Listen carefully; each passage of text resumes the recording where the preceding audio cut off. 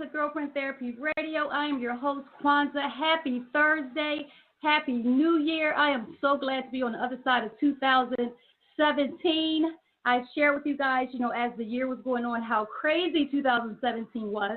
But I shared with you guys last year as I kind of sat back and assessed it all. It actually wasn't as crazy as I thought. It just, I guess, just kind of going through the ups and downs of it, the ebbs and flows of life. It just kind of felt a lot heavier. But like I shared last week, I learned some amazing lessons in 2017. 2017 has taught me a lot, and so I am grateful, and I'm absolutely grateful to be on the other side of it because it was a doozy, guys. It was an absolute doozy, but I'm excited to be here with you guys tonight for some Girlfriend Therapy Radio. If you guys are listening, if you're called in, if you're listening via the website or the internet, you guys can go to Facebook. I'm actually Facebook Live again, guys. This is the second week in a row, and I'm not going to make it a habit. But I realized that, one of the things that I wanted to do this year in 2018 was try to be a little more engaging. And so I like that Facebook Live allows me to do that kind of, sort of. One of the things I always say is that I'm not going to, respond to the comments and different things that come up while I'm doing live because I still have a radio show to do. But it does give you an opportunity just to kind of, you guys see my face, and those who are looking at it live, you get to see all the background stuff. All of the me swirling in my chair, which the folks on the radio don't know that. So if you're able to tune in and check us out live on Facebook, you can go to my page, actually, Kwanzaa Gibson. Go to my page on Facebook, and you can check us out live as we do the show tonight, guys. And I'm super excited tonight. We're actually talking about the New Year reset.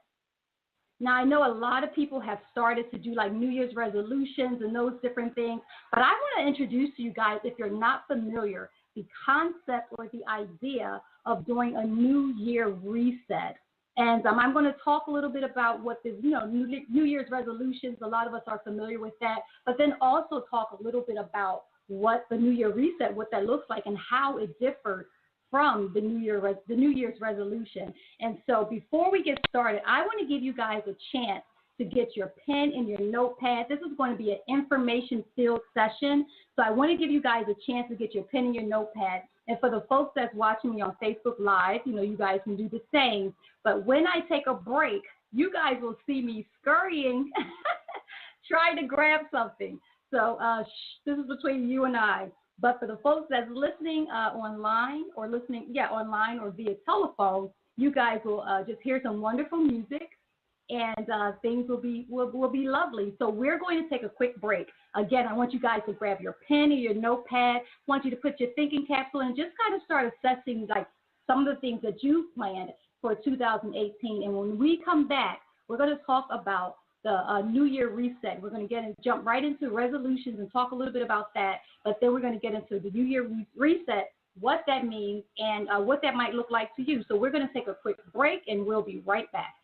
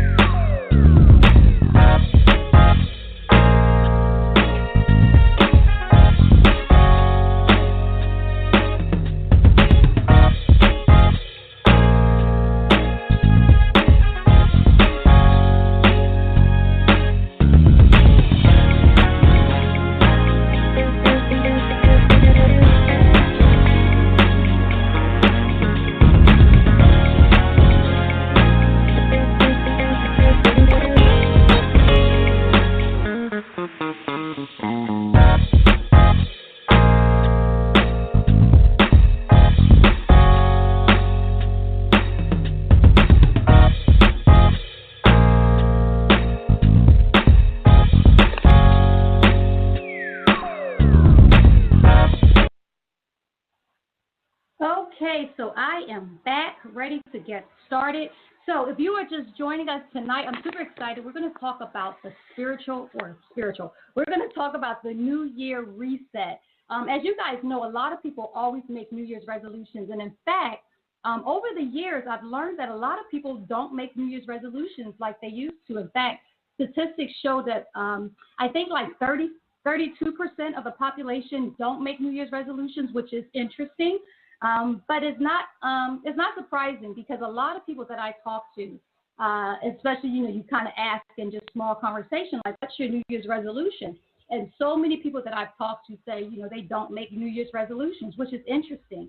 But it doesn't mean just because people aren't making New Year's resolutions, it doesn't mean that they're not doing things and taking advantage of the new year and taking advantage of an opportunity to kind of, reset and get some stuff done.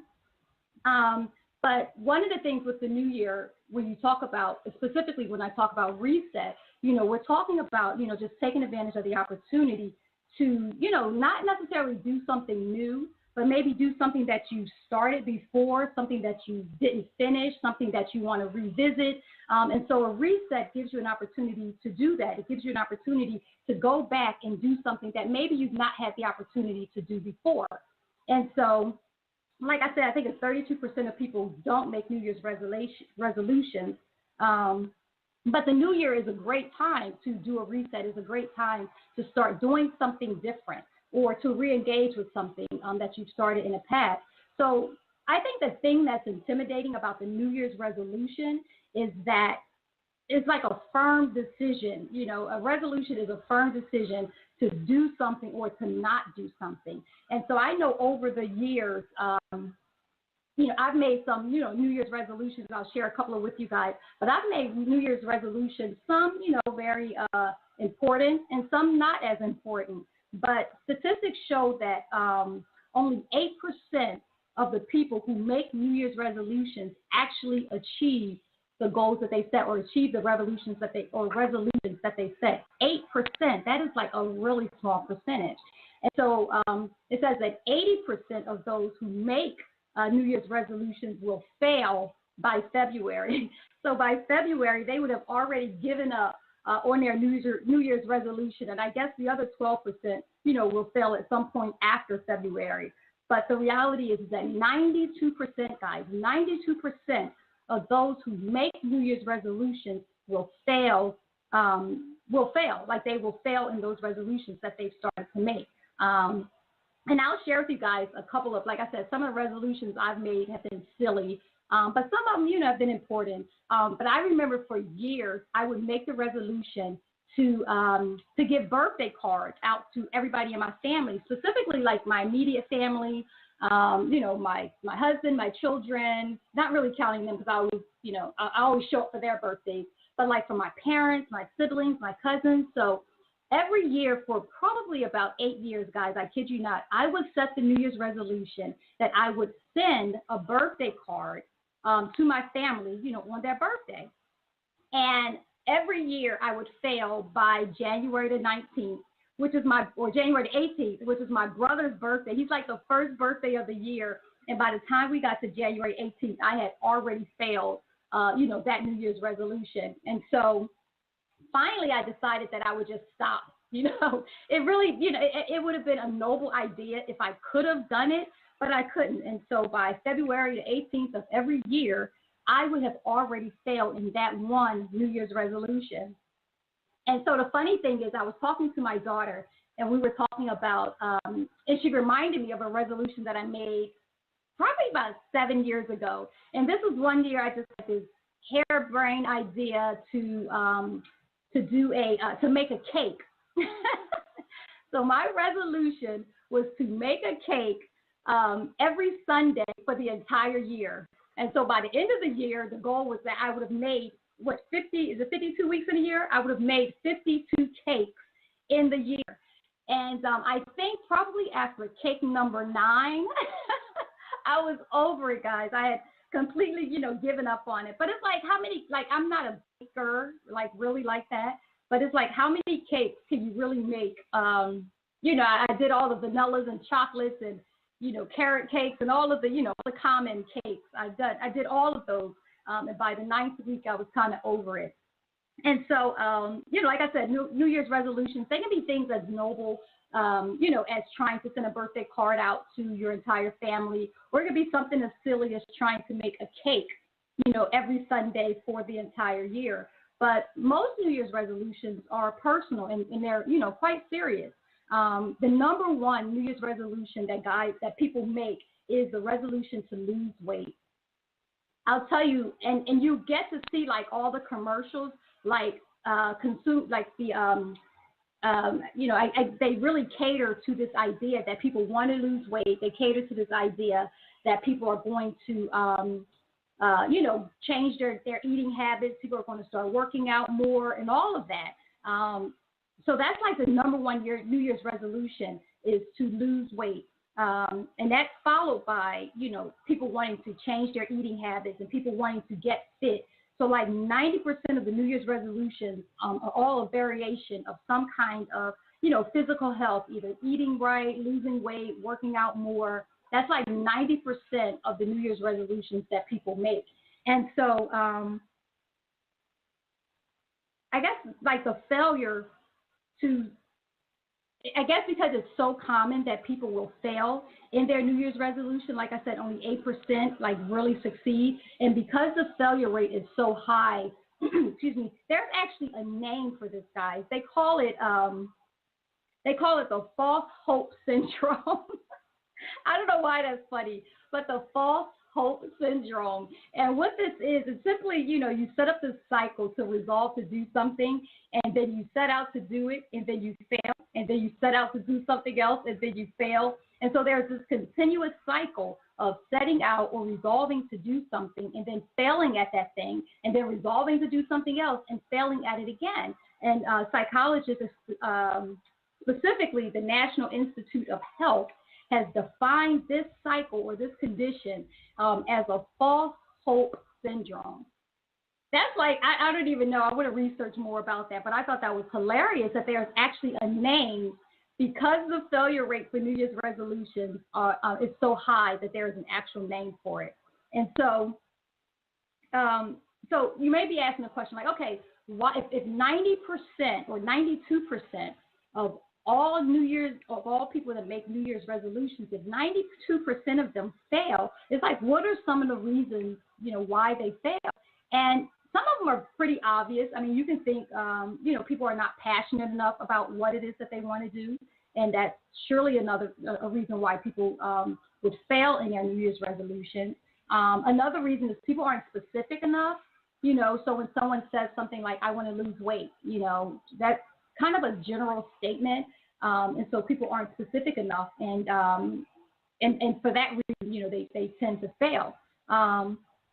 Another reason is they just don't have a plan. They don't know. It's like, I want to lose weight, but they don't know how to go about doing it. And so I think this is when people start buying different diet, different diet supplements and getting on different programs and all these different things. Because they don't really have a plan on how they're going to lose weight or how they're going to reach whatever it is, whatever resolution that they set for themselves. Another reason is people don't set budgets for it. When I did the cake thing, although it was really funny and it was really inexpensive, I had to plan that out. I had to say, okay, a box of cake costs, and I even went as far, guys, as like when I would go to the grocery store and they had like sales. I would like buy all of this icing and buy all of this cake. It was a mess. And it was an absolute mess. But for some people, their resolutions fail because they don't plan for it or they don't budget for it. And then another big reason that people fail, especially when people are talking about, losing weight or changing their diet or becoming more physically fit, another reason that people fail is because they don't have anybody to hold them accountable. They don't have like an accountability partner. And so that's the reason why a lot of people, fail New Year's resolutions as well. And that's why I like the idea of the New Year reset as opposed to a New Year's resolution. The resolution just seems so demanding, and it seems like you just tie yourself or bind yourself to this idea of changing something. And like I talked about that false hope syndrome, you may find yourself falling into that what happens eventually is people decide that I'm not making New Year's resolutions anymore, which probably speaks or accounts for the 32% of people who don't make New Year's resolutions. And so when I talk about the New Year reset, I'm really talking about taking advantage of the energy that the new year offers. Like there's energy that comes with the new year, and people are excited, and it's just an opportunity to reset, like to really step back and and kind of get back in the game, if you will. And so the reset basically is a restart. It's it's a reboot of sorts. It's an opportunity to make adjustments or to fix something new or something different. And like I said, a reset, you don't have to do anything new. It could be something, an idea or something that you embarked on 3 years ago that you kind of took your hands off of, that you're saying, I might want to re-engage in that. So that's something that you can look to as you embark on the New Year reset, is looking at things that you maybe had your hands to in years previously and want to revisit that. Or it could be something that you attempted last year in 2017 that you didn't really quite feel like you were successful at. And so you kind of go back and you look at it and you think of other ways that maybe you can tweak it, or other ways that you can do something a little bit different that that can help you to accomplish what it is that you want to accomplish in that area or in that thing, whatever it is that you were doing. But really, the reset is about creating healthy habits that for the long term, healthy habits that get you to the long term. Unlike the resolution where it's just like, I need to accomplish this. And then once you accomplish it, especially, and I'll probably keep using, losing weight and things like that as an example, because a lot of times when people look to lose weight, they may lose the pounds that they set out to lose, but then they may turn around and gain it right back. And so then the following year or 2 years later, they find themselves in the same position or the same place trying to resolve to lose weight again. So the New Year reset really is about taking a step back whenever you need to take a step back, re-examining where you are, re-examining where you're trying to go, and making those small adjustments, those small tweaks to help you get there. And like I said, the resolution, because it represents such a firm decision, and it's a decision that I'm not going to do this, or I am going to do this, that people tend to hold themselves hostage to this decision that they've made. And then once they realize that it's more difficult than they expected, then they don't really become, they're not really as successful, perhaps as they want it to be, as it pertains to the resolutions that they made. And you guys are listening. You're probably thinking about some of the resolutions that you've made yourself, some of the things that you, just earlier this week said, I'm not going to do this anymore, or I am going to do this. Like I said, a lot of people talk about working out. You see a lot of people working out more after the new year. The gym membership actually goes up right after the new year. You see a lot of people wanting to eat healthy, so you start seeing healthy food and all this other stuff. You'll see it even on social media. People are, taking pictures of what it is that they're eating. They're adopting vegetarian diets or vegan diets and all these different things. And then they embark on those things, and like 6 months later, you're kind of like, how's that vegetarian diet going, or how's that vegan diet going? And they've totally abandoned that resolution.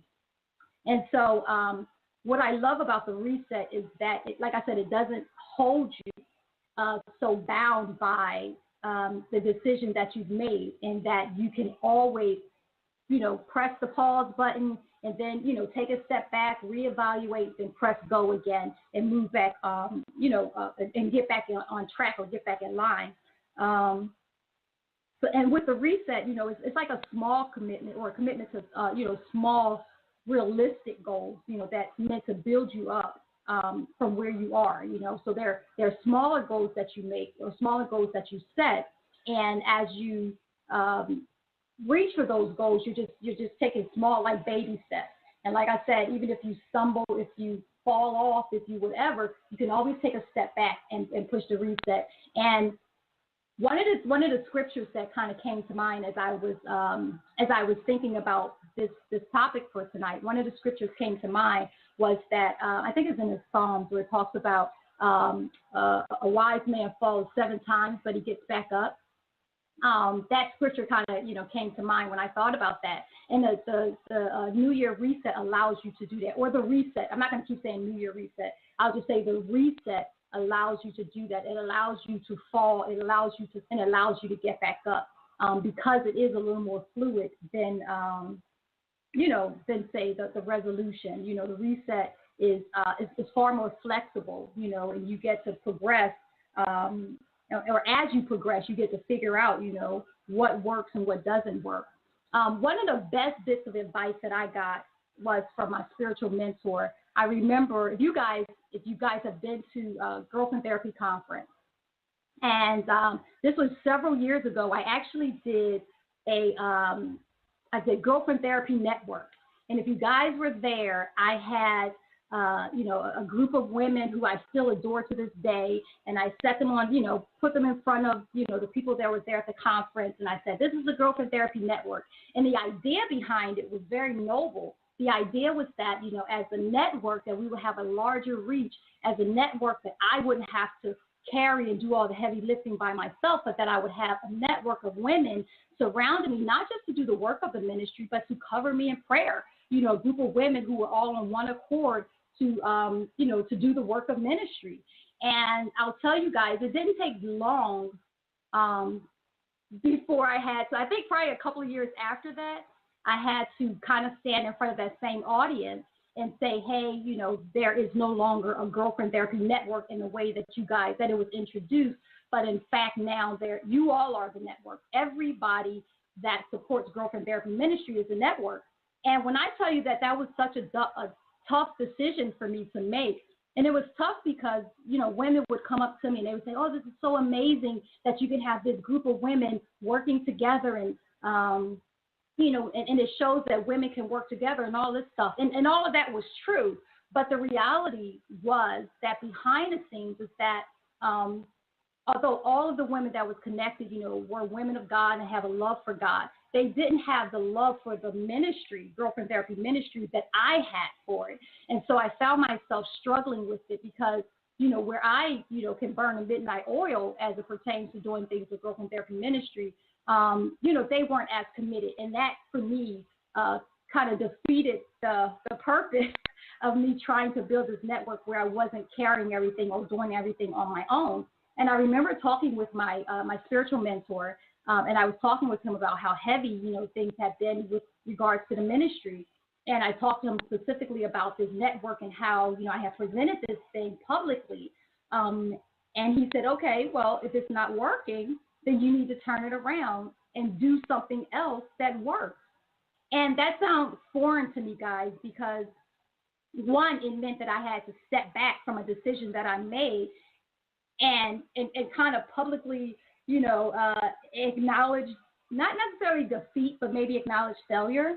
And so, to have to do that in a public setting, it made sense because it wasn't working, but I just struggle with how to make that decision. And so the beautiful thing about the reset is that if something isn't working, the reset allows you to, push stop, push pause, reevaluate, and then go out and do the thing that that you've been purposed to do, and do it in a way that you can do it. And so, sometimes when you have to, push the button on reset, is because you've not necessarily failed at something, but because you see that you're not getting the result that you had hoped for. So I use the example of Girlfriend Therapy Ministry, Girlfriend Therapy Network, but I can use an example for someone even a few years ago when I decided to go, I started off going vegetarian. I didn't know what I was doing actually, guys. But I started off removing a lot of stuff from my diet. I removed everything from my diet actually. And I removed dairy. I removed meat. I removed bread. I removed sugar. What else? I removed pasta. I removed pretty much everything from my diet and attempted to start a vegetarian diet. And I probably was doing really good. And I actually started it in November, which was a challenging time to start a vegetarian diet because you have Thanksgiving and Christmas and New Year's and all these great, holidays where you really get to eat your face off. And I decided, guys, that I was going to become a vegetarian. And in fact, I'll take one step back. I didn't decide. Literally, I was woke up one day and the Holy Spirit was like, examine what you're eating. And you guys are probably listening like, okay. But no, seriously, the Holy Spirit was like, pay attention to what you're eating. And I did. And so the first thing I did once the Holy Spirit said that was stop eating everything. And the only thing that I was eating, guys, I was eating like beans, I was eating rice, I was eating vegetables, and I was eating fruit. And that was it. And so then after a while, I noticed like my skin was kind of not looking good.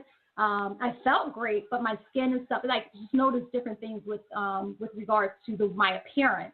And so I started reintroducing meat into my diet. And the first thing that I reintroduced was salmon.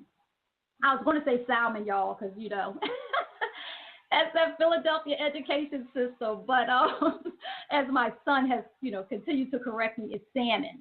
The L is silent. But anywho, so I reintroduced salmon back into my diet. So that was like the first thing that I reintroduced.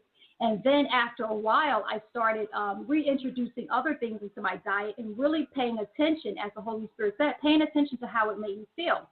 And one of the things I would say specifically was pasta. I love pasta, but I have to eat it, and I have to plan to eat pasta. And here's why. When I eat pasta, I feel like I've been shot with a sedative. Did I say that word right? Yeah, I feel like I've been shot with a sedative, and I get so sleepy, like it's insane. It's insane. So that's one of the things I noticed with pasta. And so the only time I eat pasta is really, seriously, guys, like on a Friday night when I can sleep as long as I want Saturday morning, because I literally feel like someone has shot me with a sedative. And so pasta is not something that I can eat just in general. And so I don't really eat pasta. Dairy was the same thing. I don't really eat eggs. I don't do milk. So we do like the typical, not typical, but the like almond milk and stuff like that. But what happened was, even though I kind of started off like I'm going to do this vegetarian thing, I had to adjust as time was going. And so I had to push the reset and say, okay, the vegetarian thing isn't necessarily working because it's not, my skin is not agreeing with it. And so I had to do things a little bit different to make sure that, my face wasn't breaking out and all these other crazy things. And so as I began to reintroduce things into my diet, again, I had to pay attention to what those things, how they were making me feel, how they were physically making me feel. And if it was something that didn't agree with me, I had to, like pasta, I had to schedule to eat it when I had the time to be down for several hours. But what happened as a result of it all is that my eating, I just began to eat healthier. And healthy eating, and this is a whole nother topic, but I'm going to do a quick sidebar. Healthy eating is not about mimicking what other people are doing. Healthy eating is about understanding how food affects you and how it makes you feel, and really paying attention to how, like some things that my husband can eat, I can't eat because it affects me differently. Dairy specifically is one of those things. So really understanding what you eat, how it affects your body. And what a lot of people do is a lot of times they just kind of, do this whole cookie cutter diet, and it doesn't always work. And for various reasons, it doesn't always work. And so that was one of the examples of how, I had set out on something and how I had to kind of do a reset because it really wasn't working for me. And like I said, doing, a reset is really about, like I said, about creating healthy habits that last, that's long term, and not just doing something because everybody else is doing it, but doing healthy things that last long term. And another example I'll share with you guys is working out. When I was in the military, I worked out all the time. Now, not so much. I'm not a fan of working out. Like I used to love lifting weights and stuff like that, and I'm not a fan of that anymore, guys. Like I'm good with like extra, with stretching. I'm good with, Pilates and stuff like that. Like that's my lane, But when you start talking about running, my husband loves to run, loves to cycle, all that stuff. I just don't feel like sweating like that, even though Pilates is like a serious workout. But it's something for me more about stretching. And the reason being, if I can be honest, is because I'm getting older. And I know a lot of older people, so this has nothing to do with it. But for me, a lot of older people, they still lift weights and stuff like that. But for me, I'm just not interested in it. I'm not interested in the way it makes me look. I'm not interested in any of it, but I'm certainly interested in, like, my posture. I'm interested in my body not aching, guys. As I get older, I realize that, when I wake up in the morning, I'm a little stiffer than I used to be. My stretching, and stretching helps that. So when I wake up in the morning, the first thing I do is I just start doing some stretching. And it helps, it really does help. But I'm not doing what everybody else is doing, trying to get the results that everybody else is getting, because the results that I'm seeking are personal. And so with the reset, I can push the reset button even in my exercise routine and do something different. And so, again, looking at this contrast between a New Year's resolution versus a New Year's reset. The resolution is, I'm going to work out 7 days a week or 5 days a week. And you get into this, this manic workout regimen. And by February, as we know for like percent of people, by February, you're over it because it wasn't conducive to your lifestyle. It wasn't really consistent with who you are. And so I believe that when you do things, do that reset and you do things that one, meets the goals that you set for yourself and that are consistent with your life and your lifestyle. Like I was saying, some of the things or some of the reasons that people fail in their New Year's resolutions is because they don't have the commitment, they don't have the passion for it. And so sometimes we look at what other people are doing and we try to mimic that, and we fail because we don't have the passion to do that. I have a cousin, and you guys have seen me share some of his stuff on my page. Like, I am so inspired by him, but I can't do what he does. Like, he is a beast in the gym. Like, this is what he does. Like, that's his business. And I'm so proud of him and I'm so inspired by him. But I'm like, I can't do that. He actually has this, what is the name of the challenge? You guys have probably seen me post it, but he has like this, I want to say next level challenge, but I don't think that's it. But he has this challenge, guys. Just look at my page, you'll see it. And follow him, because if you're like seriously about that workout life, he is a great person to follow. But I cheer him on from the sidelines because I'm not there.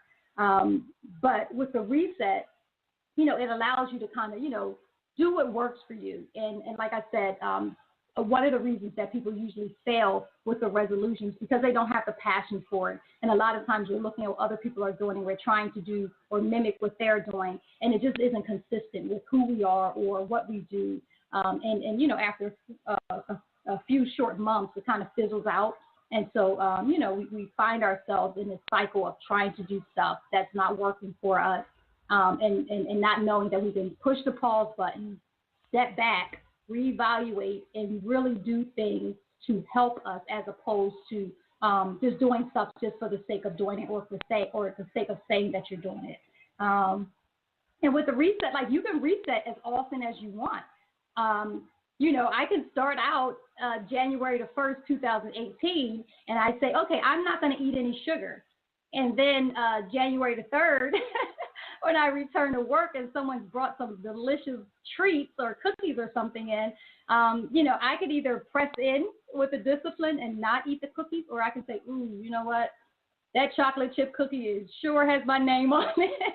And I can eat the chocolate chip cookie, and then I can reset again and say, okay, I should have ate that cookie, and just kind of start over. Like, there's no condemnation with the reset, is my point, is that you can, and some people, because you guys know I always talk things from a spiritual perspective, and so some people will look at this and say, oh, there's no accountability there. But there really is, and accountability is like a personal conviction or a personal desire to do something. That's what the reset is. Like, honestly, if you look at the resolution versus the reset, the resolution 9 times out of 10, which is why the failure rate of resolution is so high, the resolution 9 times out of 10 is someone mimicking what someone else has done.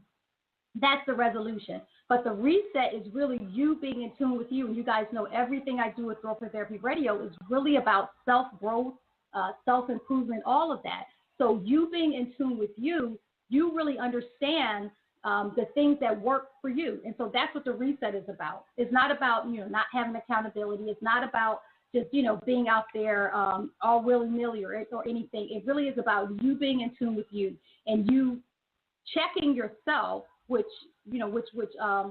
gives you the most discipline than anything, because you set the goal for yourself and you're trying to achieve that goal. And when you see that you've deviated from it or that you failed, you can push pause, take a step back, and say, all right, is the deviation really a deviation, or is this a better way to go? And you get to make that decision for you. And I guarantee you guys that your success rate will be a lot greater than you doing a New Year's resolution. I guess I said all that to say that the success rate when you do a reset will be much greater than you doing a resolution, because the resolution 9 times out of 10 is not conducive to who you are or what your goals are. And like I said, a lot of people that's, 32%, I think was the statistic, 32% of people who don't do New Year's resolutions, I'm sure that is a result of them trying to do resolutions and feeling like they couldn't accomplish them and feeling like they're failing in them. But the new year is a great time. And when I ask people like, oh, so what's your New Year's resolution? They would say it almost like with an attitude. I don't do no New Year's resolutions, like almost with an attitude. But I think it's a result because they probably tried year after year and have failed with the resolution. But I would challenge them to do a reset and just kind of examine your life. As you guys know, last week I talked about the lessons that I learned in 2017. And when I was preparing for last week's topic, I had to really kind of go back and assess or reassess some of the things that I did. And some of those things, as I shared last week, some of those things felt like failure to me until I was able to step back and take a look at it, with clearer vision and take a look at it from a different perspective and see that it was a benefit for me. And so that's what the reset allows you to do. It allows you to look at the things that you've put your hand to. It allows you to look at the things that you've given your time and your attention to and see, how they're working for you and how they can better work for you. So that's the benefit of the reset. And like I said, you can push the pause and do a reset anytime you want. Now, someone said, isn't a reset and a resolution kind of the same?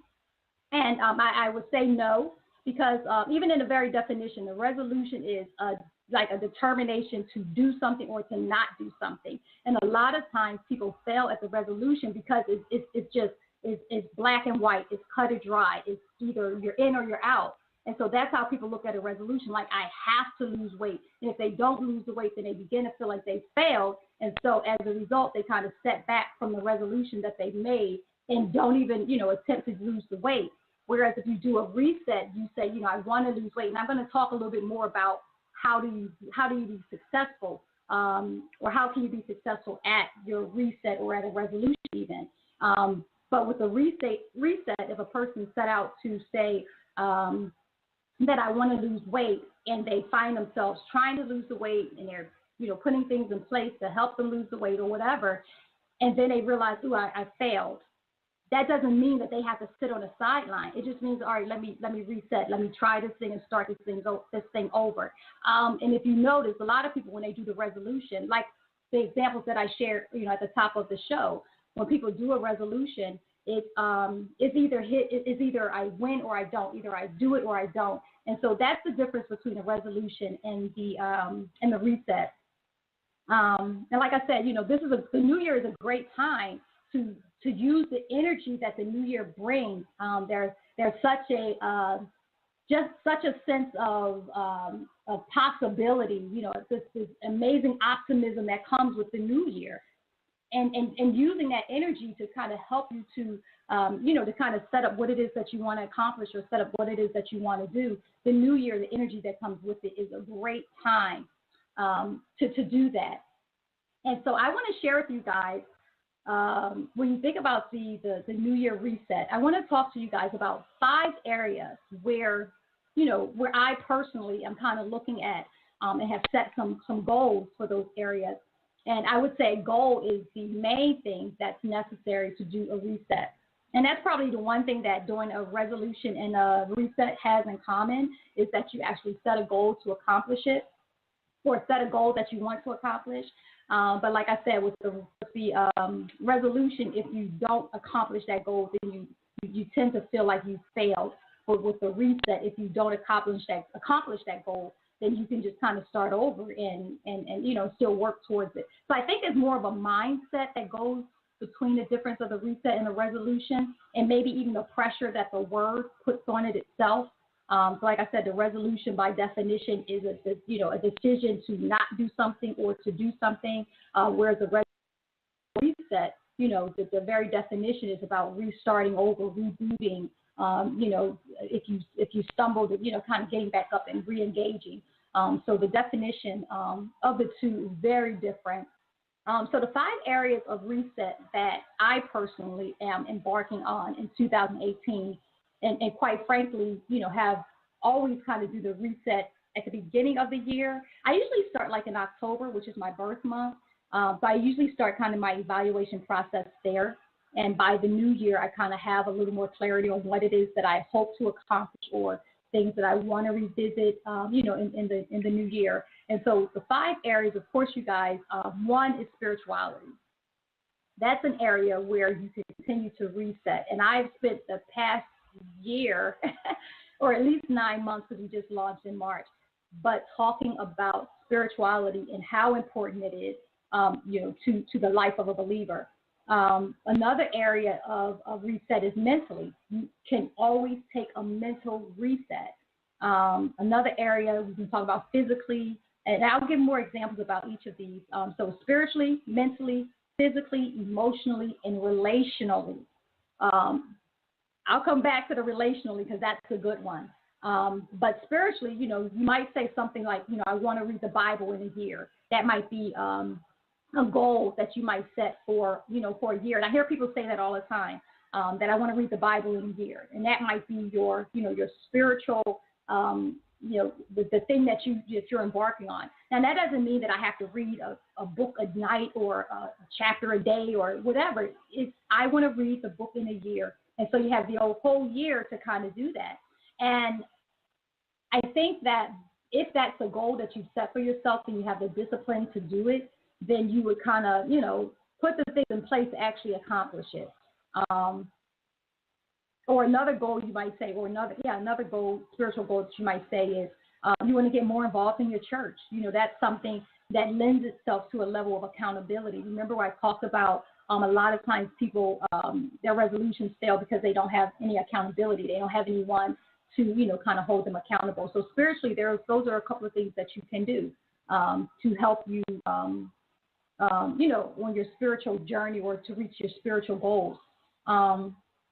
Mentally, you may say something like, I want to read a book a week. I know a lot of people that do that. They want to read a book a week. They have different types of books that they want to read, and they set themselves to read those type of books. I want to read, 52 books. Like I said, I want to make a cake a week. You have people that want to read a book a week. And so, by the end of the year, they've read 52 books. And if they want to read books on a certain topic, then, by the end of the year, they're just more knowledgeable in that topic because of the books that they read. And, again, you can always reset. If you find yourself that you've gone 3 months without reading a book, then you know that, okay, I need the discipline to set the goals that I actually set up. And that's one of the points. I don't know that I covered that. But one of the things that you can put in place to make sure that the goals that you're setting, that you can actually accomplish them. And I'll probably come back and give you guys a little bit more pointers with that. And I'm watching the time, but I think we're good on time. So I'll come back and share a little bit more about that and how you can actually implement those things. But another mental goal that you may set for yourself to develop or to grow mentally is you may want to take classes.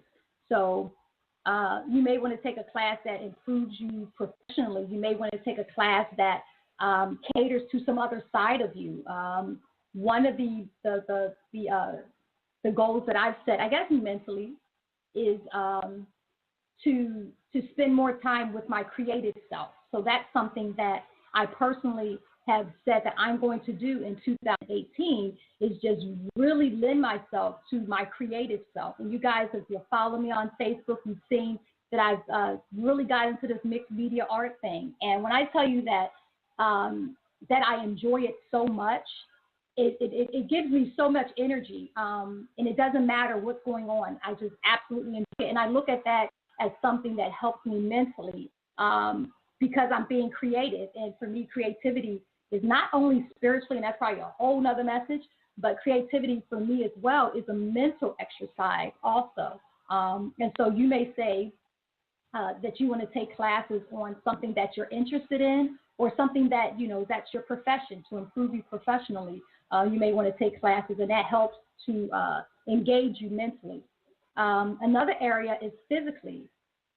We talked a little bit about, or I talked a lot about, how 90%, guys, of the New Year's resolutions that people set, 90% of them has to do with physical improvement. You know, they talked about wanting to eat healthy, wanting to lose weight, wanting to exercise more. That's 90% of the New Year's resolutions that people make. And what was it, 80 or 90% of the New Year's resolution that people make has to do with physical goals. And if I remember my statistics correctly, I think it's about 92% of New Year's resolution goals fail. So that may tell you something. But physically, you might say you want to lose weight, and you might set out some goals and set some things in place to help you to do that. And I'm going to get into what the goals should look like, and it may make sense. I probably should have talked about that before I got into this point, but we're going to roll with it. Or physically, you might say, I want to exercise more. That's another physical goal that you can set to help increase you physically. But again, keeping in mind reset versus resolution, give yourself a little more flexibility so that you're not as hard on yourself as you try to reach the goals that you set for the new year. Emotionally, that's a big one. I talked last week about how I had come into the new year in 2017 very heavy. And there was a lot of things. And I think over the year, as I was doing Girlfriend Therapy Radio, I've talked about different things that kind of had me, a little off my square. I talked about the elections. That was something that had me off my square. I talked about all of the shootings that, was happening to unarmed black men in 2016. That kind of had me knocked off my square a little bit. And so emotionally, guys, I was like, I wasn't as sharp as I usually am. I wasn't really able to see things as positively, perhaps, as I usually do. And as a result, I ended up kind of having a little bit of anxiety in 2017. And once I kind of stepped back to reassess and figure out where is this anxiety coming from, I was able to pinpoint it to the elections. And I was also able to pinpoint it to, all of the shootings of the unarmed black men. And so emotionally, one of the goals that you can set for yourself is to either, get professional counseling. You can set a goal for yourself to get like a life coach. You can set a goal for yourself to get to become a part of maybe a group or, some kind of support group. I think Girlfriend Therapy Forum was one of those outlets for me that helped me, talk about what it is and the things that was causing me anxiety, to talk about some of the things that was going on around the world and in our political system and in our community. So just having an opportunity to engage with people in that way, to say, these are the things that's heavy on my heart. And, the scripture or the foundation scripture for the forum is that we overcome the enemy by the blood of the Lamb and by the words of our testimony. And there is such power when you talk about what it is that you're experiencing. Again, that's a whole nother discussion, but there's a lot of positivity that comes when we share and we're transparent with one another. And so emotionally, like I said, you may want to say that I'm going to get professional counseling this year. I'm going to get a spiritual mentor this year. I'm going to become a part of some kind of support group for whatever reason. I'm going to, work with a life coach this year. Whatever it is that's going to help you to develop and mature emotionally, those are some of the goals that you can set. And also, your goal may to become more emotionally intelligent. A lot of people Like we're so reactive and so responsive, and a lot of that is because we're living imbalanced lives. Again, that's a whole nother story, but a lot of it is because we're living imbalanced lives. And when we're not really paying attention to what's going on with us, we become irrational, we become short-tempered, we become all these different things. But one of your goals that you may set for yourself is the goal to become more emotionally intelligent in 2018, and that is not responding to everything that's happening around you, but really looking at things and seeing it for what it is.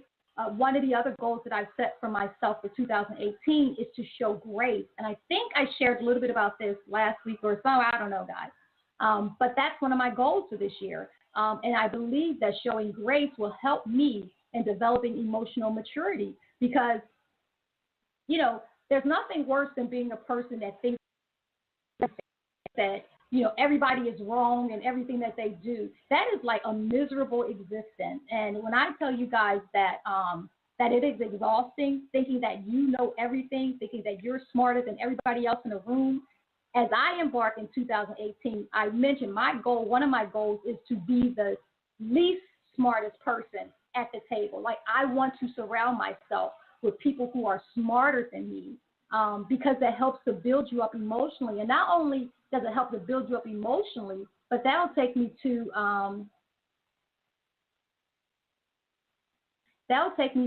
my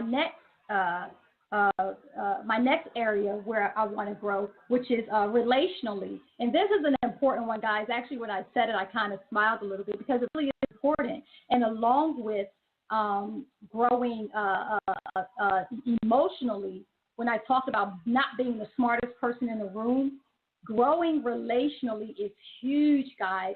And this is a tricky one because what I've been noticing is a lot of times, people are saying, I'm cutting off people off of Facebook, I'm cutting down, I'm not talking to these people, I'm cleaning out my phone and cleaning out my contacts and all of these things. But the interesting thing, and why I think relationally growing is so connected to emotional growth, is because as you are setting out to cut off people in your lives, I want you to reassess those relationships and recognize, are these relationships, are they giving to me, or are they encouraging emotional maturity in me? And so sometimes, we want to cut those relationships off. A pastor friend of mine, I'm trying to see how he quoted this.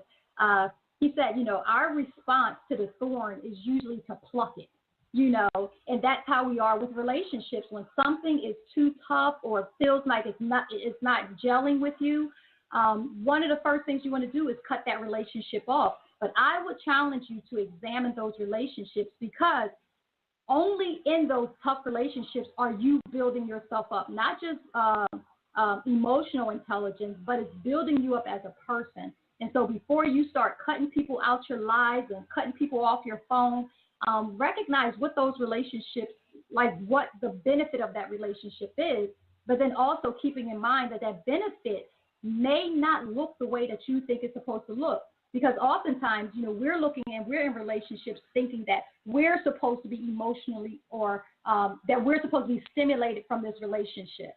And we never look at it from the perspective that maybe we are the ones who are giving in that relationship. So let me see if I can explain this a little bit differently. A lot of times, everything that we do is about us, in our mind, whether we acknowledge it or not. Everything that we do is about, this is not bringing me this, or this is not giving me this. But we never look at what other people are gaining from a relationship with us. And again, I'll share some advice that my spiritual mentor gave me, a couple of things. One of the things, as you guys know, I do not go to a physical church on Sunday morning. My pastor is Dr. Bill Winston, who is located in Chicago, Illinois. That is my pastor. That's where I get my spiritual food and nurturing from and nourishment from. But one of the things my spiritual mentor encouraged me as I go into 2018, he said, go visit churches. He said, go visit, especially the smaller churches. He said, because your presence in a small church can encourage and inspire the pastor to keep going. And when he said that, I had never thought about that, because when I go to church, and you guys have heard me about my whole church thing, my whole thing was, I want to get fed. I need to get fed. I. but I never thought about what the example of me and my husband in a healthy marriage, 26 years, get ready to hit 27, what that example looks like for other people who are in the church. And so I never thought about that. And so one of my goals, again, for 2018 is to be a little more available to go to church and just, allow our presence to be an example, and recognizing that everything that I connect to and everything that I engage in doesn't have to necessarily feed me. Sometimes it's about you being nourishment and feeding other people just through your example. So I want you guys to keep that in mind as you embark in 2018, as you embark to grow relationally. Another way that you can grow relationally is through, again, I talked a little bit about joining groups, but not necessarily just joining groups that help you to overcome whatever, stresses and anxieties that you're having, but joining professional groups, joining groups that encourage you, joining groups that uplift you, like becoming, challenge yourself to become a member of a board of some small, nonprofit organization that could use the skills and the talents that you have. Do stuff like that and build yourself relationally. Another pastor friend of mine would always say, and I think I mentioned this before, would always say that what you make happen for others, God will make happen for you. And I always look at it from the perspective of Girlfriend Therapy Ministry. And, the ministry is what it is. And there are people that smaller ministries that's growing that I can pour into based off of the experiences that I've had with building ministry. And likewise, there are other ministries that's far larger than Girlfriend Therapy Ministry that can pour into me because of the experiences that they've had in growing ministry. And so as you can see, it really is like relationship is so reciprocal that it's like there's always this pouring in and pulling up, this pouring in and pulling up, this pouring in and pulling up. So if you can look at it from that perspective, before you start cutting people off, look at what you might be pouring into them and look at where you fit as it pertains to someone on a level different than you pouring into you. And so a lot of times in the church circle, we talk about having that Timothy, Paul, and Barnabas kind of relationship. And that's important, just having those people that you can pour into, but also having people that can pour into you as well. And so as you embark in 2018, and you look at those areas where you can grow spiritually, emotionally, mentally, physically, relationally, as you look at those things, look and see how, how you might be able to be a blessing to someone else. And so today, I just want to really talk about and encourage you guys that, instead of, setting New Year's resolutions, just kind of set a New Year reset and look at those things, identify those things in areas where you can grow. One of the things I'll share with you guys, and time has quickly gotten away from me, but I'll share this one point with you guys. On the top of this hour, I talked about wanting to be more engaging, which is funny because at the end of last year, the only thing I could think about, and you guys probably see me, like I'm getting off of social media, but God has really done me just over the past few days. And I've stepped back from the posture or reset from having this idea that I need to disconnect to understanding that it's more important for me to connect. And so as a result of that, I'm actually going to create on Facebook, because I really enjoy doing a Facebook Live along with radio, but the two can't coexist. But what I am going to do, and you guys will hear more about it in the days ahead, is I'm going to create a Facebook group. And one of the things that I want to do, or the primary thing that I want to do on this group, is to encourage spiritual dialogue between Christians. Encourage spiritual dialogue between Christians. I've not figured out what it looks like completely. Like I said, I'm still kind of working through it, but you guys will hear more about it. Please stay connected with me. Continue to tune in. Continue to, listen to the different things that we're doing here on Girlfriend Therapy Radio. Stay connected with me. I would encourage you guys to follow us on all social media platforms. One of the things I'm really trying to do is increase our YouTube viewers or our YouTube followers or subscribers, whatever the right word is. So I would ask you guys to go over to our YouTube channel. I'll have, connections and all that stuff. And just go subscribe to us. It doesn't cost you anything, guys. But I want to thank you guys for listening. I want to thank you guys that was here on Facebook Live for giving me your attention. Blessings to you guys. And until next week, I bid you guys God's best blessings.